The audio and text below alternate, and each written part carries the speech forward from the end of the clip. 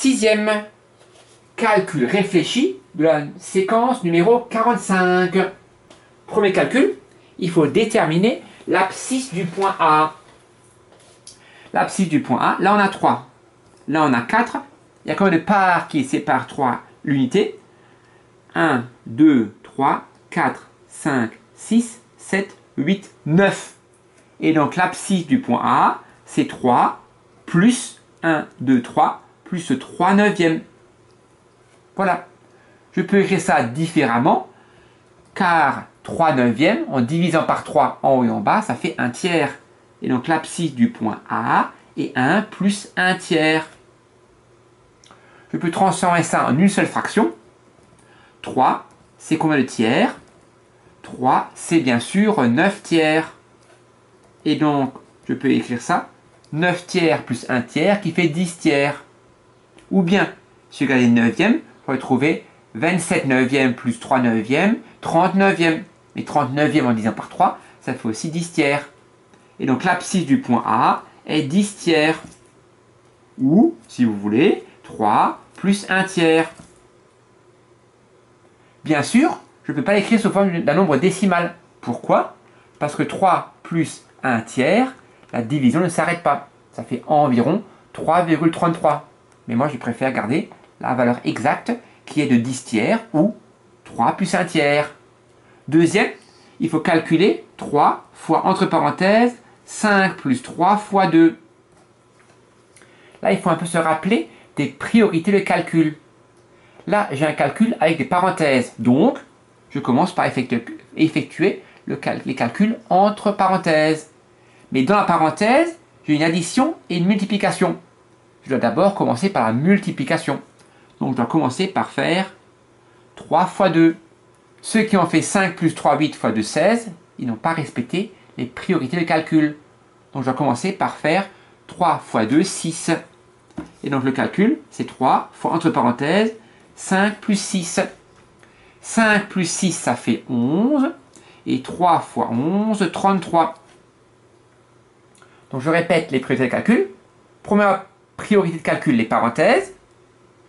Et deuxième priorité, les multiplications et les divisions sont prioritaires par rapport aux additions et aux soustractions. Troisième, il faut calculer astucieusement 76 38e fois 17. Première méthode, calculer, multiplier en premier. Je peux faire dans ma tête 76 fois 17 et le résultat divisé par 38.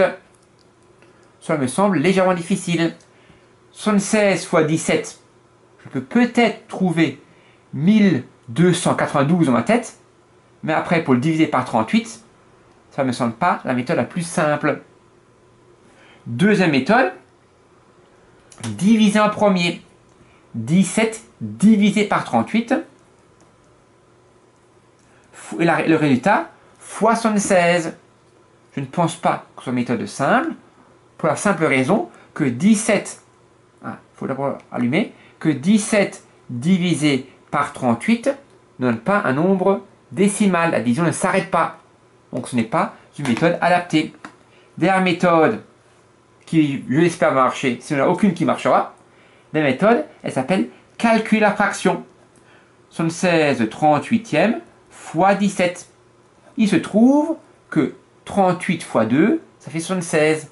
Donc 76 38e, ça fait 2.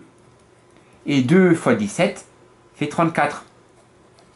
Donc j'ai trouvé la méthode la plus judicieuse pour effectuer ce calcul-là.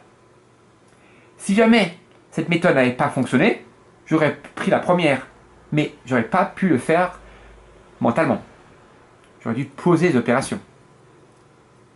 Troisième, il faut trouver l'aire d'un disque de rayon 4 décimètres. Il faut se rappeler que l'aire d'un disque, c'est pi multiplié par le rayon au carré. Il ne faut pas confondre l'aire, pi fois rayon au carré, avec le périmètre du cercle, qui est pi fois diamètre. Ce n'est pas pareil, rayon fois rayon, et diamètre qui est rayon plus rayon.